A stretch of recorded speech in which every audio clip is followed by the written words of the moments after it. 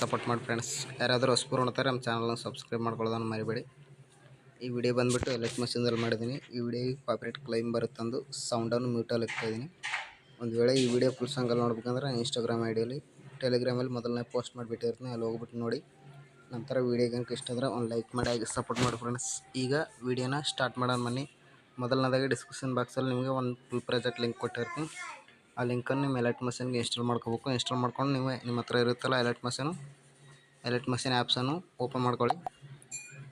Open ಮಾಡ್ಕೊಂಡ್ರೆ interface ಈ ಥರ ಇರುತ್ತೆ. ಇಲ್ಲಿ ಪ್ರಾಜೆಕ್ಟ್ ಅಂತಿದೆಯಲ್ಲ, ಪ್ರಾಜೆಕ್ಟ್ಗೆ ಬನ್ನಿ. ಪ್ರಾಜೆಕ್ಟ್ ಬಂದುಬಿಟ್ಟು ಇಲ್ಲಿ ನೀವು ಇಂಪೋರ್ಟ್ ಮಾಡ್ಕೊಂಡಿರ್ತಾರಲ್ಲ ಕ್ಯಾಮ್ರಾ ಐಕನ್ ಆನ್ ಮಾಡ್ಕೊಳ್ಳಿ. ಆನ್ ಮಾಡ್ಕೊಂಡ್ರೆ ನಿಮಗೆ ಲಿರಿಕ್ಸು ಸಾಂಗ್ಸು ಎಲ್ಲ ಕೊಟ್ಟಿರ್ತೀನಿ. ಓನ್ಲಿ ಜಸ್ಟ್ ನೀವು ಫೋಟೋ ರಿಪ್ಲೇಸ್ ಮಾಡ್ಕೊಳ್ಳೋದು ಒಂದೇ ಇರುತ್ತೆ ಫ್ರೆಂಡ್ಸ್, ಮತ್ತು ಏನೂ ಇರೋಲ್ಲ. ಇದು ಯಾವ ಥರ ಅಂತಂದರೆ ಈ ಥರ ಮೇಲೆ ಸ್ವೈಪ್ ಮಾಡಿ, ಇಲ್ಲಿ ಫೋಟೋ ಇದೆಯಲ್ಲ ಫೋಟೋ ಮೇಲೆ ಕ್ಲಿಕ್ ಮಾಡ್ಕೊಳ್ಳಿ. ಕಲರ್ ಫಿಲ್ ಮೇಲೆ ಸ್ಟಾರ್ ಮೇಲೆ ಈಗ ಒಂದು ಬ್ಯಾಕ್ಗ್ರೌಂಡ್ ರಿಮೂವ್ ಆಗದೇ ಇರೋ ಒಂದು ಫೋಟೋನ ಇಲ್ಲಿ ಸೆಲೆಕ್ಟ್ ಮಾಡ್ಕೋಬೇಕಾಗುತ್ತೆ. ನಾನು ಈ ಫೋಟೋನ ಸೆಲೆಕ್ಟ್ ಮಾಡ್ಕೊತಿದ್ದೀನಿ ನೋಡಿ.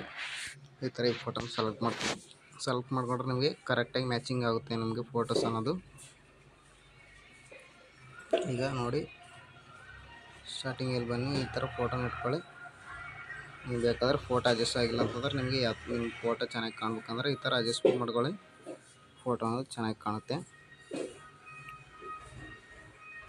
ಈ ಥರ ಮಾಡ್ಕೊಂಡ್ಬಿಟ್ಟು ಈಗ ವಿಡಿಯೋನೇ ಸೇವ್ ಮಾಡ್ಕೋಬೇಕಲ್ಲ, ಮೇಲ್ಗಡೆ ಎಕ್ಸ್ಪೋರ್ಟ್ ಮೇಲೆ ಕ್ಲಿಕ್ ಮಾಡ್ಕೊಳ್ಳಿ.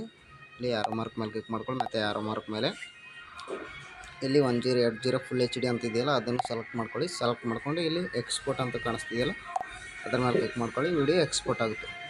ವಿಡಿಯೋಗೆ ಇಷ್ಟ ಆದರೆ ಒಂದು ಲೈಕ್ ಮಾಡಿ ಹಾಗೆ ಸಪೋರ್ಟ್ ಮಾಡಿ ಫ್ರೆಂಡ್ಸ್. ಯಾರಾದರೂ ಹೊಸಬರು ನೋಡ್ತಾರೆ ನಮ್ಮ ಚಾನಲ್ನ ಸಬ್ಸ್ಕ್ರೈಬ್ ಮಾಡ್ಕೊಳ್ಳೋದನ್ನು ಹಾಗೆ ನೋಡಿಬೇಡಿ.